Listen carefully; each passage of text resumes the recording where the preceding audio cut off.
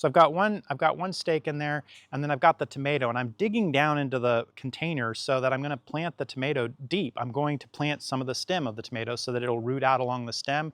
That'll give it a more vigorous root base when the whole thing is there. And then when I'm done with that, I am planting basil in the background, and I'm planting marigolds, French marigolds, around the front. Now, French marigolds are said to have some odors or biological, I don't know what the word is for it, but things that come out of the marigolds that could be helpful to your tomato plants, to your nightshades. Maybe they ward off nematodes, things like that. Here's my take on it. I like the look of French marigolds. So I know for sure that the companion planting that you hear about with marigolds with nightshades here will actually be that beneficial to me, but it doesn't matter because I like the look of it. So if it's even just marginally beneficial, that's great. And I also get this nice look of marigolds surrounding the pot. So I've got marigolds in there. I've got basil in there. Same thing.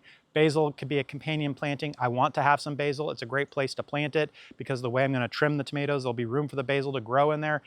Does the basil actually create some kind of scent or something that helps kind of ward off certain pests? Maybe, but I like growing the basil and it's a good place to put it anyway. So that's kind of my style in the gardening, is that some things I don't get too detailed, or I don't go down the rabbit hole of trying to argue whether it actually works scientifically or not, if I just like the way it works. On the flip side, one thing you might notice is some things that maybe don't even work that well, but I just like the look of it, or I like the way I kind of buck the system, and I go and I just do it that way anyway. So sometimes I do things that I know are not gonna work necessarily that well, or I afraid may not work well, but I just do it because I like that look.